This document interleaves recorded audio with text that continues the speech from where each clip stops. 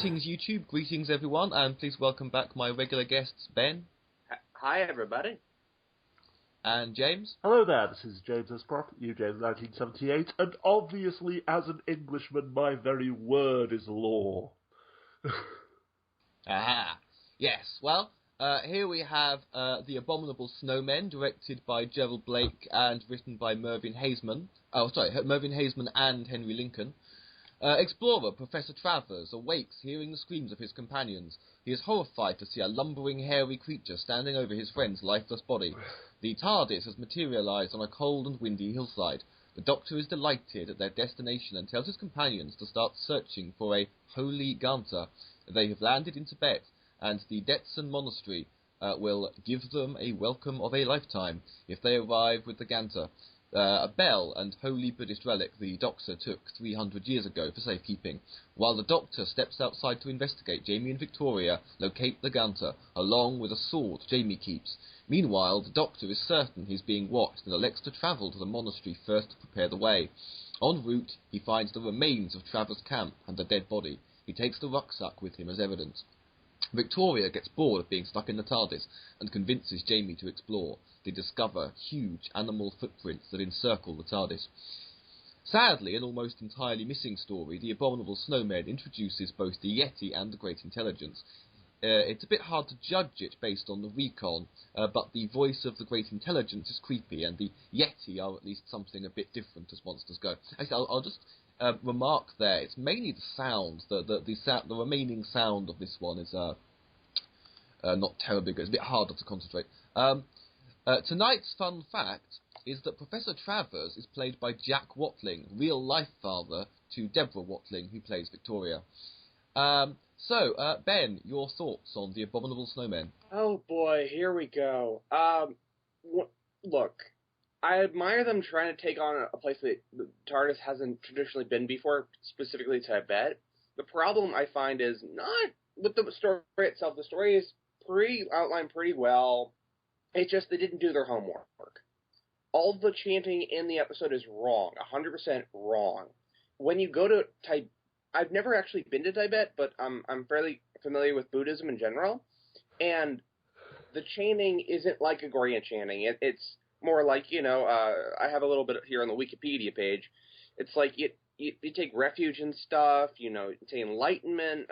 Also, the idea of the bell is a little bit off. I mean, it's a good idea to have, the Doctor had been here before, and, oh, wow, it has some tenet to it, but I assume it's first Doctor doing stuff that we don't know about, which is the first idea of the Doctor doing things that we haven't seen him actually do before, which is an interesting idea. That's later pushed in the new series and as well as the older series, but this is the first time I think that you ever hear the fact that the Doctor's been here before, but we've never seen him here.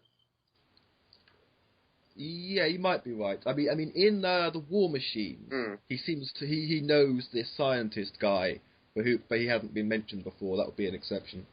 Well, fair enough, but I don't know. It's like they have heard of him in his lore. He's been changing history to the effect of oh yeah, I took the bell 1,000 years ago, and here you go. It's like, okay, why'd you take it? But there's no real explanation. It's just kind of a foggy kind of First Doctor thing that happened, apparently.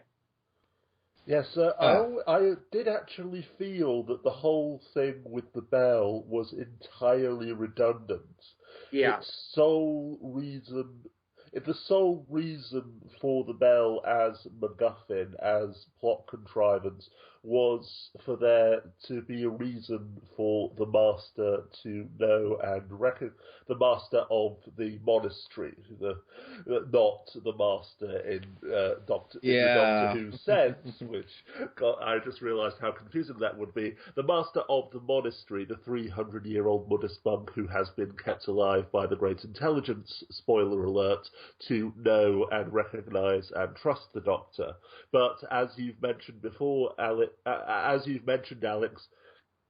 in the War Machines, he had pre-existing friendships that were just, oh, I haven't seen you for years. Well, you've never mentioned me before, so yeah. So again, it does feel like just one of those things that, the whole storyline with Maxtable's daughter, the fiance, and Molly in The Evil of the Daleks. It was just thrown in for no particular reason and went nowhere. You would, you would have thought that the Holy Bell would have had the power to destroy the Yeti or to drive away the Great Intelligence or something, but no, it was just a calling card, basically. Yeah, and the funny... Okay, fine. If you want to make up a fake-up artifact, that's fine, but just to give you a reference versus the episode versus reality. So in the episode, if you hear the chanting, it's more like, traditional church kind of, Gregorian chants, versus, like, what I found online, which is, I take refuge in Buddha, Dharma's family, Sanga's family. Dharma is just reality itself, and then Buddha himself, and then the idea of attaining enlightenment, and... Yeah, sorry to interrupt you again, Ben, but I did feel that this whole concept of the monastery drew far more from Christianity. The writers were writing what they knew. Oh, it's a Buddhist monastery, so basically it's a Christian monastery, but they're praying to a different god. But no, as you say, it's completely different. Yeah, even, like, they have the idea of a bishop, and I'm like, why is there a bishop?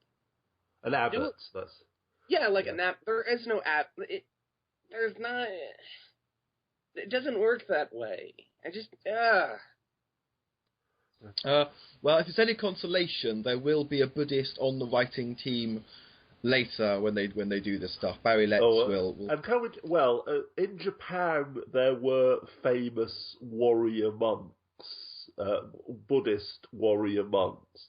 But in Tibet specifically, the idea of a Buddhist monastery having a specific caste of warriors. Okay, they're armed with staves as opposed to any kind of bladed weapon, so they're there purely for the defense. They're not going to kill anyone. But still, again, it kind of goes against the entire concept, doesn't it?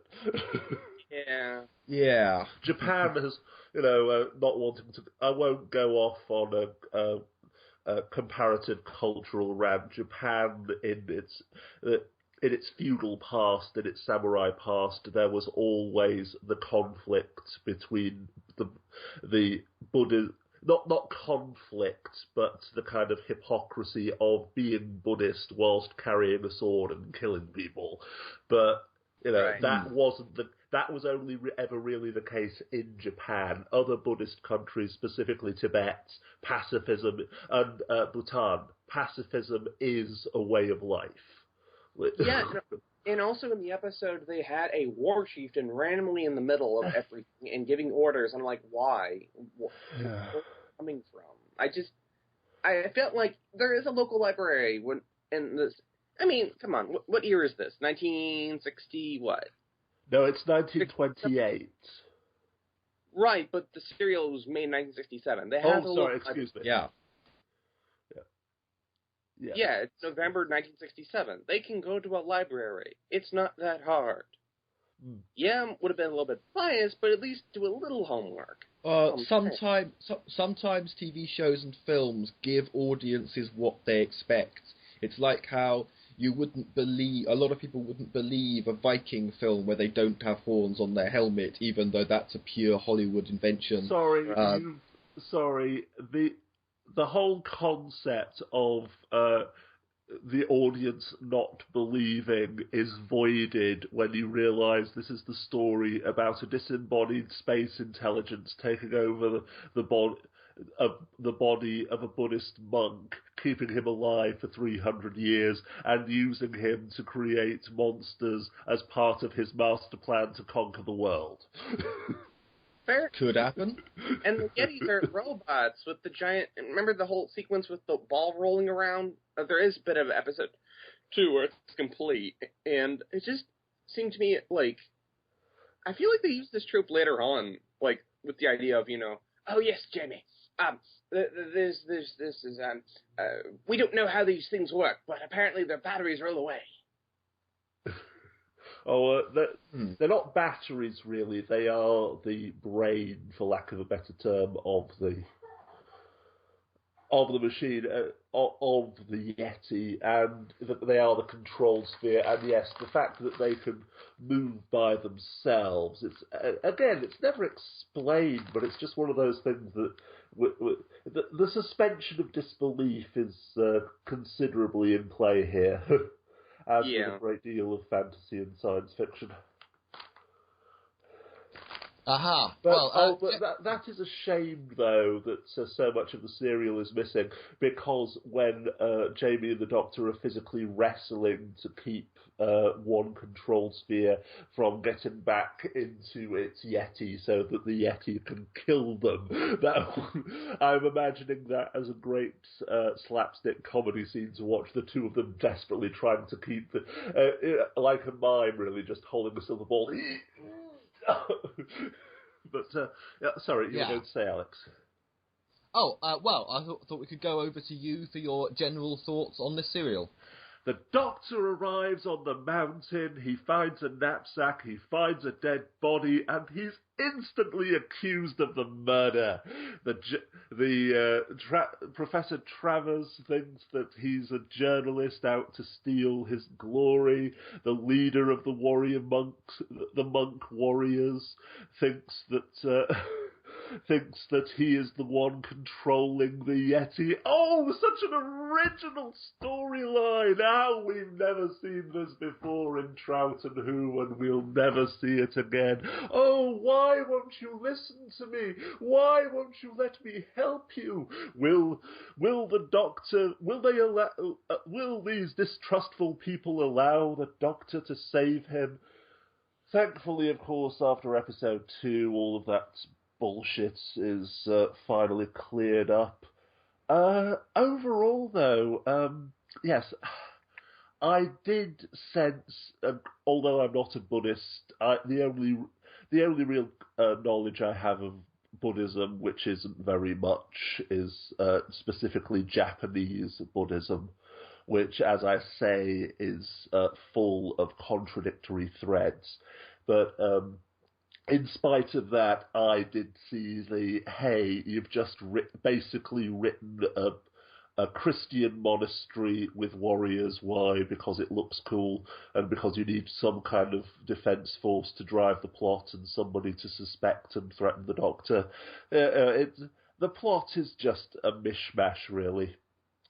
And actually, there's not really all that much to say. The Great Intelligence wants to conquer the Earth, and its its strategic entry point, its tactical move to gain control of the entire world, is to stage a foothold in the mountains of Tibet.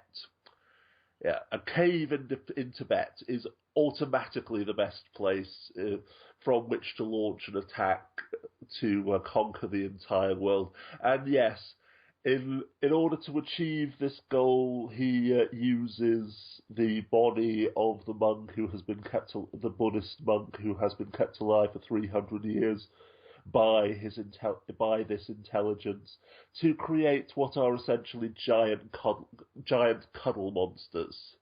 The least threatening looking monsters in Doctor Who history.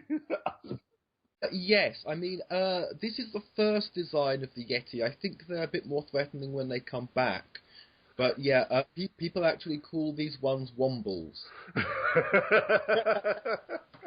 Ben will have no idea what we mean by that. No, I know. You do know. You're enough of an Anglophile. I'm an Anglophile, my friend. I know. Wow. Remember. Yes. So, these underground, overground, wombling free, the wombles of Tibet, common are we. Sorry, Ben. Carry on. I had a quick note before we jump off back to James and his thoughts. My thought was, if you want to go in that direction, even the Doctor converts one of them like he generally does with everything else we saw later with the Cybermen, where he's like, hey, I can make it good. Trained around to it. It's like, okay, do exactly what you're supposed to do until I tell you not to. Okay. Doctor, is it our Wumble? No, Jamie, it's not our Wumble. The other ones are Wumble. Now, Wumble, attack! Wing, wing, wing, wing, wing. Aha. Yes, I now really think that this should be called Doctor Who and the Wumbles. Yeah. I think we've just accepted that term for them. Yes. Sorry, if I can Yeah. continue. Yes. So the Yeti, as they exist at the moment, don't look threatening, even when the Yeti attacks Jamie and Victoria in the cave, etc. Trying to give it a vicious-looking claw, so even when it's still alive, still functioning after the roof has collapsed on it. It's going to cuddle us. But sorry. Also, once again, I think the best thing about this serial, unfortunately, is the comedy. If you really want to capture one of those beasties, Doctor, I have an idea. Come, Victoria, this might be one of those instances when discretion is the better part of valour. Jamie has an idea, and they both leg it into the monastery. Yeah. Sorry. Yes. Go ahead, Alex. Jamie has an idea. Sorry? Yeah, whenever the Doctor, from any point, they go back to the strip of Jamie has an idea. We need to go this way, Victoria. Can I say that while the Wombles may not be that intimidating, their balls are.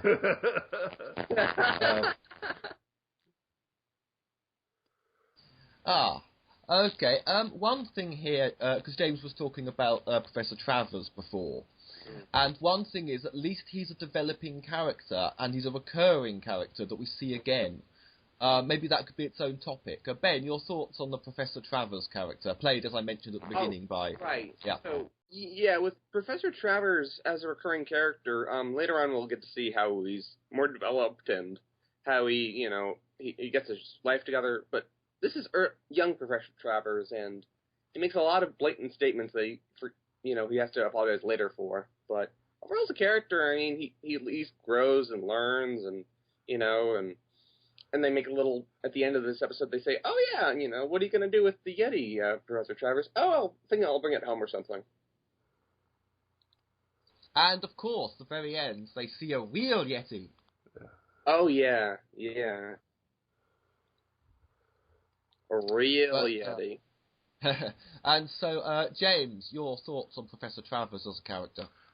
That's the problem with this serial, that, as Ben has indicated, Professor Travers right now doesn't genuinely have a character. He isn't a character. He is a device to move the plot forward. He is the Englishman hunting for the Yeti, who insists that no, Yeti couldn't attack us. They're shy, timid creatures who are afraid of man. So what is it that's been rampaging and killing the monks of the monastery, as well as the rest of your expeditions? Oh, it must be this Doctor character who suddenly appeared out of nowhere.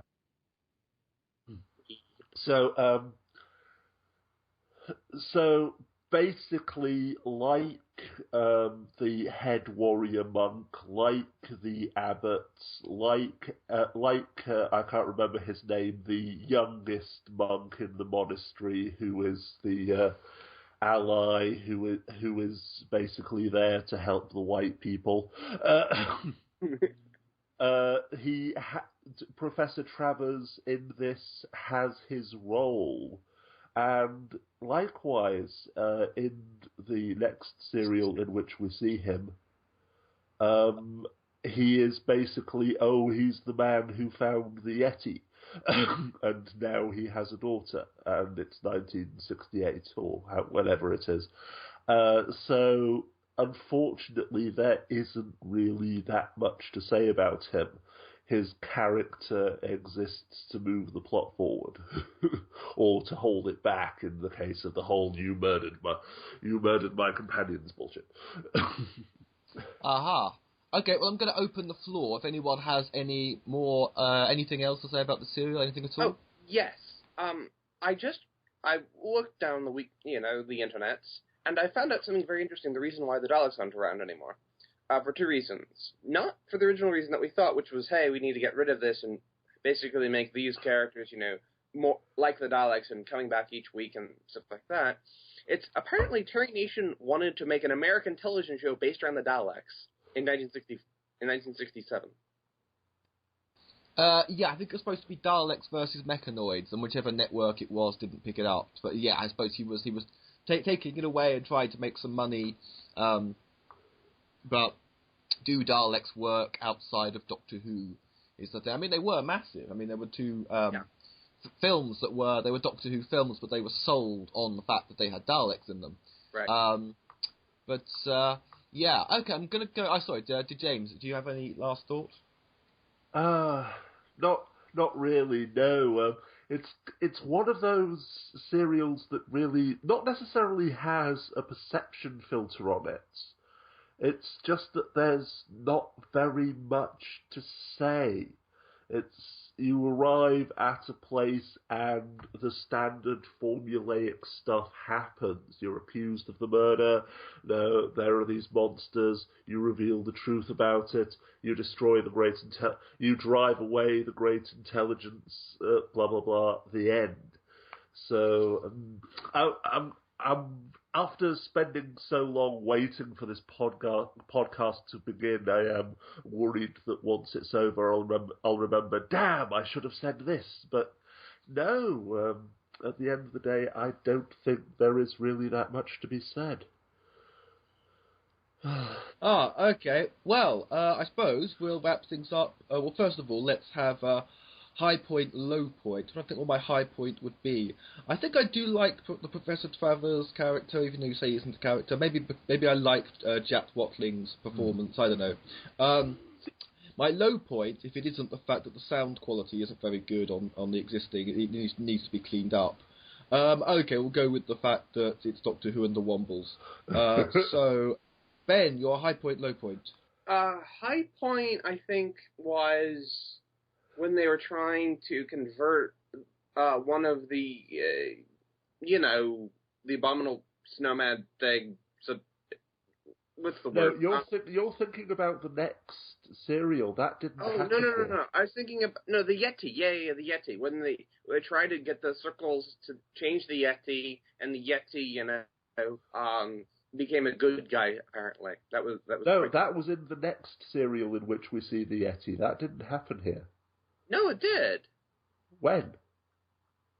The whole, they're scrounging for the thing, and then, James, basically the Doctor's like, okay, Yeti, you wait right here. Be evil for a bit, and come back. Excuse me, yes. Hey, I can quote Doctor Who as if it's the Bible. I got it. And that was my high point. My low point, I think, was just the beginning where it's just like, oh yeah, here we go again with the Doctor is murderer thing. Yes, because the Doctor always has to be suspected of something, because if they believe him right off and allow him to actually fix the problem, we'll have to come up with 2 extra weeks of plot. Yep. Yes, James? Yes. Oh, sorry. My high point. My high points and low points, I've already mentioned them again, like last week. I'll be repeating myself. My high point is, I think discretion would be the better part of valor. Jamie has an idea. Run! And the low point is the point with which I opened the podcast after my introduction. There isn't really much social justice stuff to discuss in this week's episode, unlike the sexism and racism in the previous 2 serials. but the whole idea that, yes, Travers is an Englishman, so therefore his word is the truth. That just, that annoyed me so much. Well, yeah, you get that a lot in old films, TV shows. An Englishman gives his word. It's again, it's just something new, and also it's a character thing. It's some characters. That'd be my justification. It's something that, it's an attitude that a character might have had. Well, yes. On a positive note, though, can I just point out, not all of the actors playing the monks were wearing Asian face, yellow face. Some of them were actually at least part Asian. That was the case before. Marco Polo had at least one Indian actor. An actor from Bend It Like Beckham, who only died last year. Oh yes, I realise that Doctor Who tends to be better with this sort of thing than you'd expect. Oh God, I'm just imagining an American version of Doctor Who now, where they go to some part of African history, and all of the supporting cast are blacked up white actors doing the black and white minstrel show. Well, yeah. Sorry, go ahead, Ben. No. I don't know, like, looking at Star Trek, even if Doctor Who was an American show, I think they at least have one black person, just to be like... you've got to remember, Gene Roddenberry was attacked and condemned so viciously for Star Trek. Star Trek was the most progressive show on television at that time. So...